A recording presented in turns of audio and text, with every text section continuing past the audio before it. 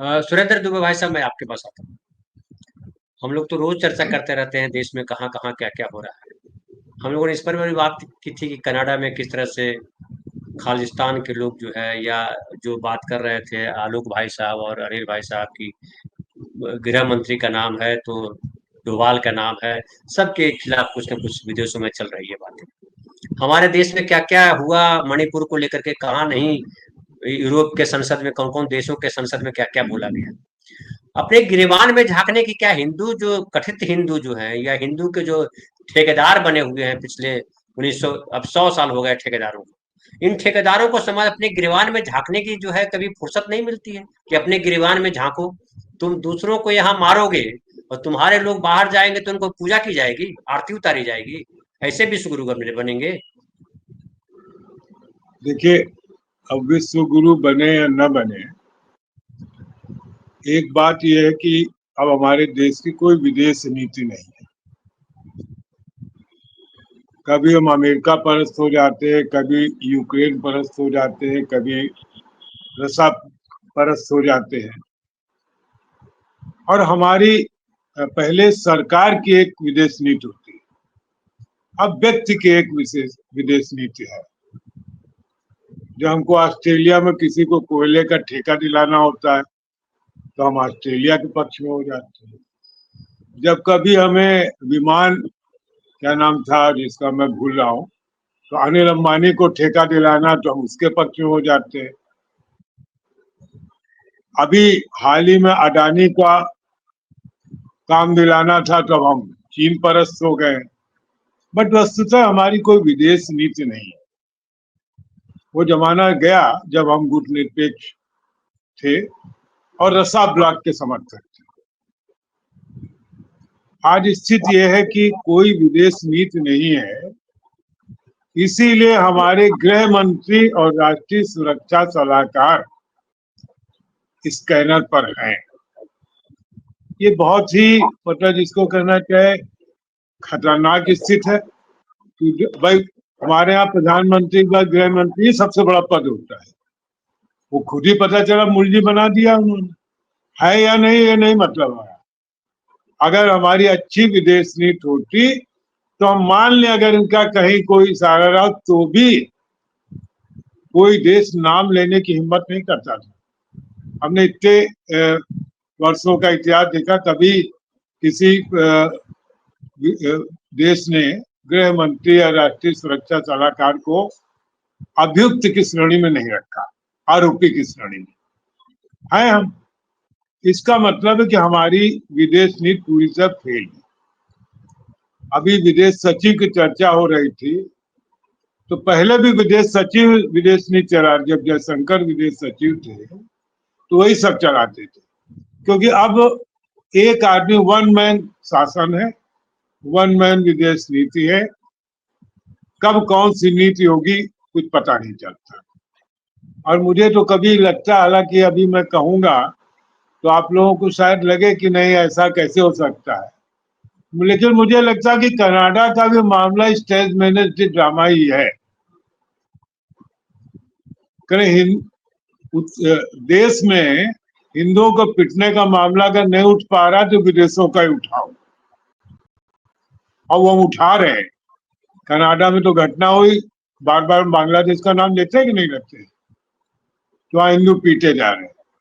तो मतलब हम एक ही ढोलक बजा रहे हैं कि हिंदू पिट रहे, हिंदू पिट रहे। कई जगह हो सकता पिट भी रहे हो जो हम उनकी रक्षा करने की स्थिति में नहीं है। भारत में भी रोज पिट रहे हैं, कभी पुलिस वाला मारता है, कभी कोई गुंडा मारता है, कभी कोई हाँ, मारता है। नहीं देखिए, भारत से पिट रहे, इससे थोड़ा मामला गर्मा नहीं रहा तो उनका विदेशों में भी पिटवा दो। जब गली गली में पिटेंगे तब तो हिंदू एक होंगे। आप बात को समझिए, हाँ, हिंदुओं को एक करना है, इसके लिए गली गली जब तक नहीं पिटेंगे तब तक बात बनेगी ना। उतना वोट कहाँ से आएगा? हम आप बड़े सीरियसली बहस करने लगते हैं, वोट कहाँ से आएगा ये देखना पड़ेगा। तो कनाडा में पिटने से हो सकता है वोट आ जाए।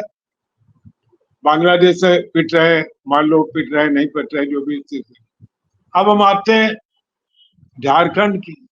अभी आपने इतनी देर हमको वो भाषण की क्लिप सुनाई, तो मुझे काफी देर ये समझने में लगा कि यार इससे घटिया भाषण तो मैं छात्र नेता रहा, हमारी स्टूडेंट यूनियन में कोई नहीं देता था। अगर छात्र संघ के भाषण में भी इस लेवल का कोई भाषण दे दे तो हम लोग कनपुरिया भाषा में लुलू लुलू कर देते थे या लुहू लुहू कर देते थे। तो बेचारा बैठ जाता था, चलो बैठ जा बैठ जा, भाषण देना नहीं आता तो क्यों आ जाते हो। लेकिन साहब वो दे रहे भाषण। आपने बताया सोशल मीडिया पर बड़ी उनकी तारीफ हो रही है। तो बोले अद्भुत भाषण, इसी आज से तक तो ऐसा सर, कोई दिया नहीं। मतलब 75 साल के इतिहास में कोई प्रधानमंत्री ने ऐसा भाषण दिया नहीं।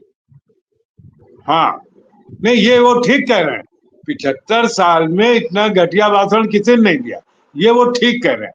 आप उनकी भावना को समझिए। बस देखिए इतना दबाव सीधे सीधे नहीं कह रहे हैं, वो कह रहे 75 साल में इतना घटिया भाषण किसी ने नहीं दिया। लिख ऐसे रहे कि बीजेपी वाले समझ रहे हैं कि उनकी तारीफ की जा रही है। वो अपने हिमंता बिस्वा शर्मा बताते हैं लात मार के निकाल देंगे। ये तो दरोगा वाली भाषा है, तो उनको दरोगा ही बना दिया जाए। आओ भी सरकार बदल जाए तो फिर वो कहो कौन सी उनकी भाषा होगी। तो मुझे 2-3 लोगों पर इस देश में बहुत तरस आता है। एक हिमंता बिस्वा शर्मा पर, आगे पीछे कभी सरकार बदलेगी, और एक अडानी जी पर, कि तुम जब हर जगह एक कंधे पर सवार होकर के मेला घूम रहे पूरी दुनिया में और गुब्बारा खरीद रहे हो, जहां मन आया कर बाबा ये गुब्बारा हम लेंगे, अच्छा बच्चा यह भी ले लो, बाबा ये हम बजाने वाला लेंगे, अच्छा बच्चा ये भी ले लो, तुमको उस मार्केट से दिला दो। यहाँ कौन सी विदेश नीति है और कौन सी नीति है? नीति एक है कि एक दो पूंजीपतियों के सहारे सरकार चलाओ, उनसे लगातार पैसे लो, उनसे अपने पार्टी के संगठन को मजबूत रखो, उनके जरिए वोटर्स को खरीदो, उनके जरिए सरकारें गिराओ, उनके जरिए एमएलए खरीदो, जो हम लोगों ने 10 साल देखा है नीति है। इसलिए उनको विदेश नीति की चिंता नहीं है और सब उल्टा कर देते हैं।